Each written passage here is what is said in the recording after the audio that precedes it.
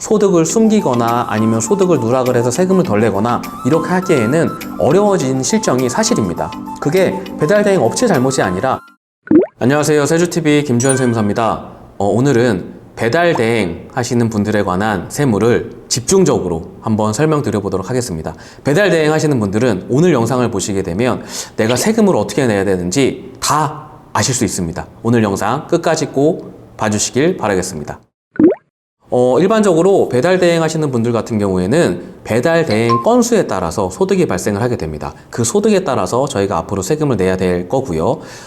배달대행을 하시는 경우에 저희가 소득을 받을 때부터 좀 떼고 받으시게 될 거예요. 간혹 배달대행 하시는 기사님들께서 내가 한 이런 콜 합계보다 조금 더 금액이 낮은 것 같은데? 라고 하면은 일반적으로 배달대행 업체들이 기사님들한테 지급을 하기 전에 3.3% 사업소득을 원천징수하고 기사님들께 지급을 드리는 거기 때문에 해당하는 금액을 떼고 내가 받는구나 라고 꼭 기억을 해주시길 바라겠습니다. 그 3.3은 그럼 뭐냐?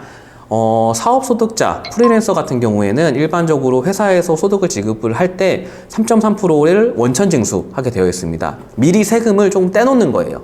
나중에 낼 세금 중에 3.3은 미리 내가 떼놓을게 라는 개념이라고 꼭 기억을 해주시길 바라겠습니다. 이전에는 배달대행 하시는 기사님들께서는 배달대행 업체들을 통해서 이러한 급여에 대한 부분들이 신고가 들어갔었어요. 근데 그렇게 진행을 하다 보니까 국세청 입장에서는 기사님들이 내가 직접 이 소득에 노출이 되면 안 되는 여러 가지 상황들로 인해서 실제 배달대행 하시는 기사님들의 소득이 100% 노출이 안 되는 이런 어려움을 국세청은 가지고 있었습니다. 해당하는 어려움에 대해서 국세청은 그러면은 배달대행 업체가 아니라 배달대행 플랫폼 자체적으로 우리한테 소득 지급 내역을 신고를 하게 만들어야 되겠다 라는 기준을 세웠고, 그러한 기준들이 2022년 1월 고용보험 가입 의무화와 더불어서 함께 라이더분들의 소득이 다 국세청으로 신고가 되고 있다 라고 생각을 하시면 됩니다. 그러다 보니까 기존의 예전처럼 저희가 막 소득을 숨기거나 아니면 소득을 누락을 해서 세금을 덜 내거나 이렇게 하기에는 어려워진 실정이 사실입니다. 그게 배달대행 업체 잘못이 아니라 국세청에서 그렇게 일을 진행을 하고 있기 때문에 어려워진 거예요.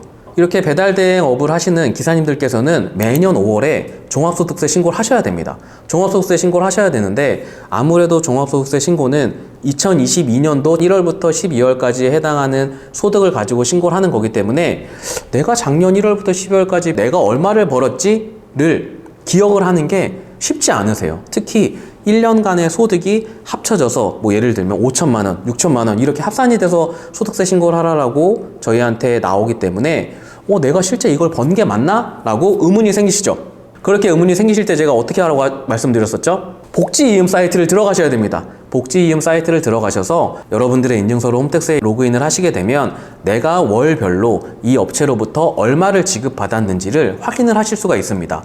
복지이음 사이트를 통해서 꼭 확인을 해보셔야 돼요. 매달이 힘드시다라고 하면 최소한 3개월에 한 번씩은 내가 실제 우리 배달대행 업체로부터 받은 돈과 내가 신고한 금액이 맞는지 그 적시성 있는 확인을 통해서 그러면 내년 5월에 내가 이런 걸 확인할 필요 없잖아요. 나 맞아, 이거 번 거 맞아, 나 이거 벌었구나. 그러면 내가 여기서 앞으로 어떻게 절세를 할지를 고민을 하시면 되는 거기 때문에 그 해당하는 업무는 이 영상을 보시는 1월 지금이라도 늦지 않았습니다.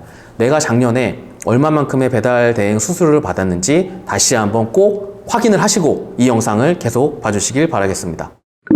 금액을 확인하셨으면 아마 이제 5월달이 되시면 저희 그 기사님들 자택으로 이런 우편물이 날라오게 될 겁니다. 종합소득세 신고 안내문이라고 하는 우편물이 날라오게 될 텐데 그 해당하는 우편물은 뭐냐? 작년에 사업소득 배달 기사님으로 이만큼의 소득을 벌었으니 소득세 신고를 진행을 하세요 라고 이제 저희한테 우편물이 오는 거예요. 그 우편물을 받아보시게 되면 내가 다시 한번 확정 신고를 해야 되는구나 라고 꼭 기억을 해주시길 바라겠습니다. 뭐냐? 나 그때 3.3%씩 다 냈잖아. 그럼 나 이제 앞으로 세금 낼 거 없는 거 아니야? 라고 간혹 오해하시는 분들이 있으세요. 자, 3.3%는 앞서 말씀드린 것처럼 미리 그냥 조금 떼놓는 거지 확정적으로 결정이 되는 건 아닙니다.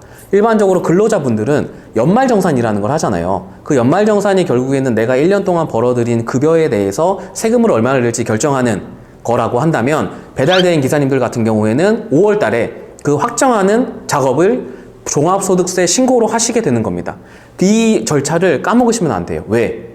여러 가지 기사에서 라이더 기사님들께서 굉장히 세금을 많이 환급받았다라는 기사가 굉장히 많이 있었어요. 저희가 환급받을 수 있는데 이걸 챙기지 않으면 환급받을 걸 못 받고 넘어가실 수도 있는 거예요. 그렇기 때문에 꼭 해당하는 종합소득세 신고 안내문을 받으시게 되면 내가 신고를 해서 얼마만큼을 돌려받을 수 있는지 아니면 내가 얼마만큼을 정산을 해야 되는지를 다시 한번 꼭 확인을 하시길 바라겠습니다. 내가 회사도 다니면서 배달대행 기사님을 부업으로 하시는 분들이 계실 거예요. 이분들 같은 경우에는 앞서 말씀드린 것처럼 2월 달에 연말정산을 회사를 통해서 진행을 하시게 될 거고 5월 달이 되면 내가 배달대행을 통해서 나온 소득을 가지고 종합소득세 신고를 진행을 하시게 될 겁니다. 5월 달에는 여러분들이 받으신 급여와 이 종합소득세 신고가 합산이 돼서 신고를 하셔야 되기 때문에 해당하는 부분 꼭 잊지 마시고 신고 절차를 진행을 해주시길 바라겠습니다. 결국 2번 하는 거죠. 이제 5월 달에 안내문을 받으시게 되면 저희가 세금 신고를 해야 되잖아요. 세금 신고를 할 때 부딪히게 되는 가장 큰 고민이 생기시게 될 거예요. 뭐냐? 업종 코드라는 게 보이시게 될 겁니다. 업종 코드란 뭐냐면 국세청에서 기사님들이 하는 업무에 대해서 어떠한 방식으로 신고를 해야 되는지 정해주는 거라고 봐주시면 좋을 것 같아요. 간혹 어떤 기사님들은 근데 내가 하는 업무와 다르게 뭐 심부름 용역원 아니면은 배달원, 물품 배달원 뭐 이런 식으로 나오시게 될 텐데 지금은 저희가 이러한 배달대행 기사분들 같은 경우에는 코드 자체가 물품 배달원과 동일하게 쓰게 정해져 있기 때문에 해당하는 부분을 통해서 신고를 진행을 완료하시면 됩니다. 이 업종 코드가 왜 중요하냐? 업종 코드라는 거는 저희가 실제 경비를 얼마만큼 인정받을 수 있는지에 대한 기준점이 된다라고 보시면 좋을 것 같아요. 그 해당하는 기준점이 작게는 몇 프로, 많게는 몇십 프로가 차이가 나기 때문에 실제 나한테 온 종합소득세 신고서가 내가 실제 하는 업무와 다르게 왔다면 내가 실제 하는 업무로 신고를 진행을 하시면 됩니다. 해당하는 업무는 저희가 물품 배달원과 같은 업종 코드를 쓰시기 때문에 다시 한번 업종 코드를 꼭 확인을 하시길 바라겠습니다.